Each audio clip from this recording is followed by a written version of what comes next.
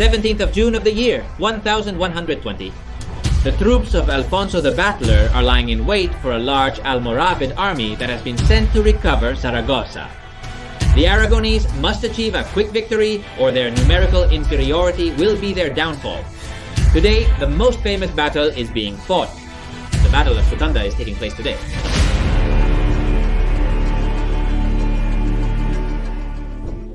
Year 1119. After Alfonso the Battler conquered Zaragoza, he had not stood still and had taken advantage of the momentum to conquer nearby places like Tudela or Tarazona. He also repopulated practically deserted areas with Soria. The loss of Zaragoza was a hard blow, a very painful defeat that would be difficult to bear. The Almoravid Empire was also having internal problems. Al-Andalus is unhappy with its leaders, while in Africa there is a new fundamentalist movement that threatens the Almoravid power, the Almohads. Therefore, it was necessary to achieve a great military victory, a victory that would make his people believe again in the Almoravid sovereign, Yusuf. He mobilized a powerful army that would be commanded by his brother, Ibrahim. Professional troops from all over Al-Andalus responded to the call. But he also proclaimed the Holy War. Thousands of volunteers joined the host, all with the same goal to conquer Zaragoza. The army gathered in Valencia, and once it was ready, in the spring of the year 1120, the Muslim hosts went to war. And where was Alfonso in the meantime? Well, the battler was besieging Calatayud, taking advantage, as one said before, of the momentum of the conquest of Zaragoza. Think that his men were with high morale, and the Almoravids were with their morale down. If Calatayud fell, the Kingdom of Aragon would have an important square from which to continue the expansion to the south. And next to the Aragonese monarch was William of Aquitaine, who, like Gaston of Berne, during the siege of Zaragoza, which we saw in the previous chapter, joined Alfonso's crusade. Interesting fact about William of Aquitaine. He owned more lands than the King of France himself. He was a veteran of the battles in the Holy Land. He was excommunicated twice. And he was the first poet in the Romance language. A knight worthy of Game of Thrones. Well, he went with 600 knights to serve in the Aragonese militias. When Alfonso found out that the Almoravids were marching towards Zaragoza, he made the decision to go meet his enemies. He couldn't trust the city's defense to the garrison. The city was still socially unstable and its defenders were not numerous. He left a small force to maintain the siege of Calatayud and set off to stop the Saracens. The problem was that he had few knights, infantrymen, and armed peasants. And this is so because by conquering so many fortresses, he had been forced to leave garrisons along the way, diminishing his army. He now had two options. On one hand, go to Zaragoza to defend the city. Yes, the Almoravids were not good at assaulting cities, but they could starve him out. And besides, in the city, the Aragonese heavy cavalry would not be of use. The other option was to intercept the Muslim army on the way. And where could he attack the Muslims? Given that he was clearly outnumbered, they could not face each other as such in the open field. Yes, he could take advantage of the power of a heavy cavalry charge to crush the enemy front. But if that wasn't enough and the enemy didn't retreat, they could pounce on his men and tear them apart.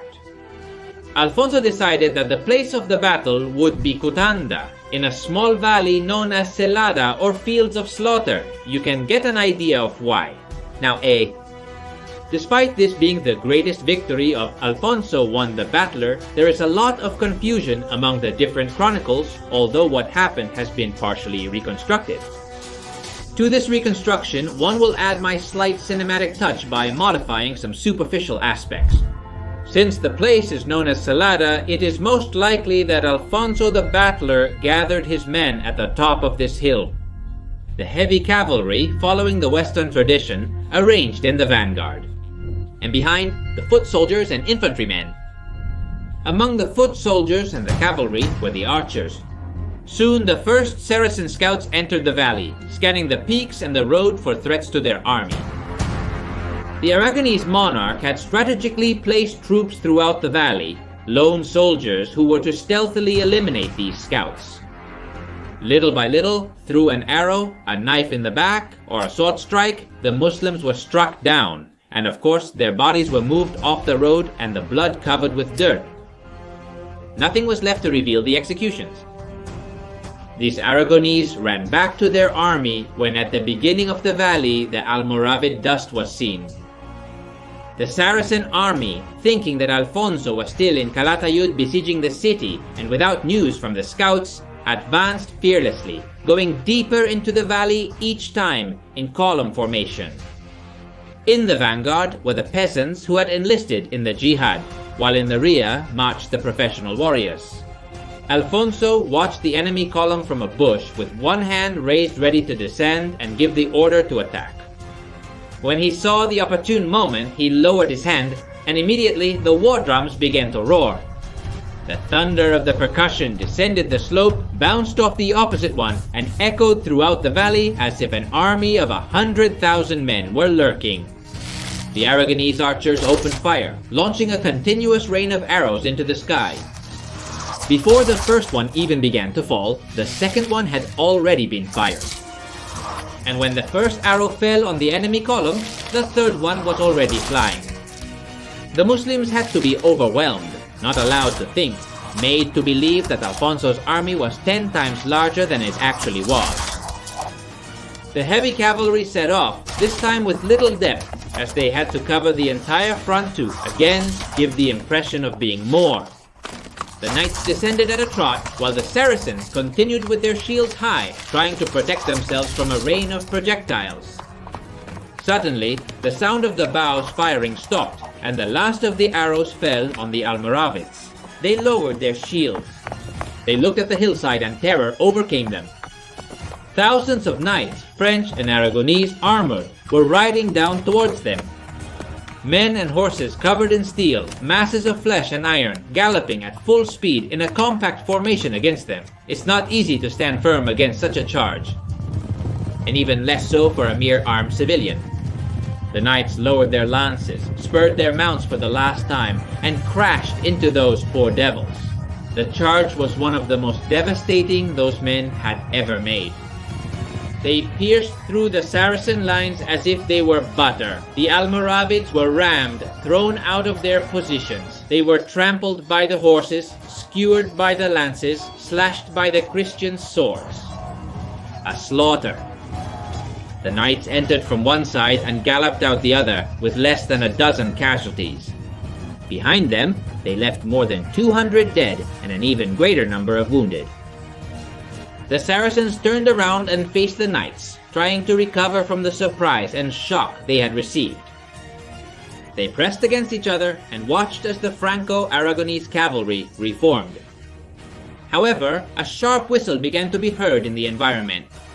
A whistle that was increasing in volume until it gave way to the patter of hundreds of arrows falling on the unprotected backs of the Almoravids. The Muslims turned again 180 degrees to face the arrows, but among the raised shields they could see how a swarm of Aragonese infantry appeared over the crest of the hill and charged downhill.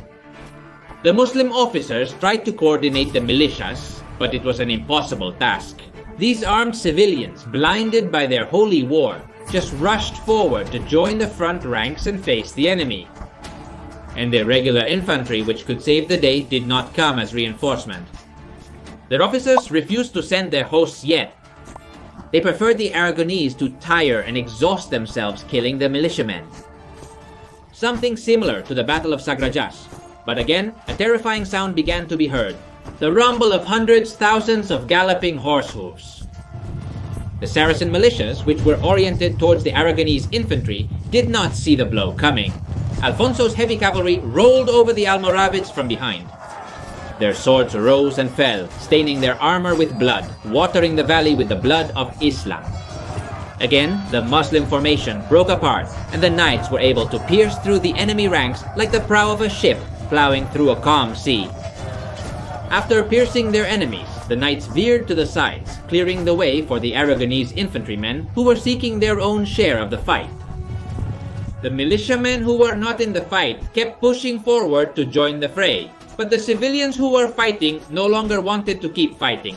After 2 cavalry charges, the Christian infantry must roar while charging. It was too much. They began to retreat, but they couldn't as those behind were pushing forward. They were doomed. The Aragonese infantry clashed with the militias and overwhelmed them. The officers of the professional Saracen infantry, seeing how events were unfolding, ordered the retreat. In an orderly manner, they left the valley at the highest possible speed because they knew that the worst was not the battle. The worst was what came after, the pursuit of a terrified fleeing army. But this, the militias didn't know. The armed civilians keep pushing forward, joining the fray, but soon they lost morale or life. The push to Aragon was unstoppable. Finally, despair took over their hearts, and all at once they stopped trying to advance. The remaining Almoravid army in the valley turned around and began to retreat, but Alfonso could not allow these men to save their lives today, only to return to fight the next day. An order was given. The Aragonese infantry stopped, and the cavalry charged in a pursuit that lasted for kilometers. The defeat was so great that the Muslim chronicles themselves recognized it as a disaster, something very unusual. In fact, a phrase was coined that lasted several centuries and said, "Worse was that of Cutanda," which gives us an idea of the magnitude of the Muslim disaster that took place. The Muslim chronicles do highlight that no regular soldier died, that all the losses consisted of militiamen. After the victory, Alfonso the Battler returned to Calatayud and ended the siege, triumphantly entering the city. The Kingdom of Aragon had already extended to Sigüenza, and how is the peninsula? Do you remember that in the previous chapter, Alfonso VI had left in his will the marriage between his daughter Urraca and Alfonso the Battler to unify the peninsula? Well, that dream has gone up in smoke. What is known as the Spain of the 5 kingdoms is taking shape. No, yes, Spain doesn't exist, but that's how it's known. Portugal is on the fast track to independence under the leadership of Teresa. Leon, Galicia, and Castile remain united, but Castile has already tasted what it's like to be an independent kingdom and will soon be so again. Aragon and Pamplona are under the same crown for now, and in the east, the county of Barcelona continues to expand and annex its neighbors, considerably increasing its power. We'll see how all of this continues to evolve in the next chapter.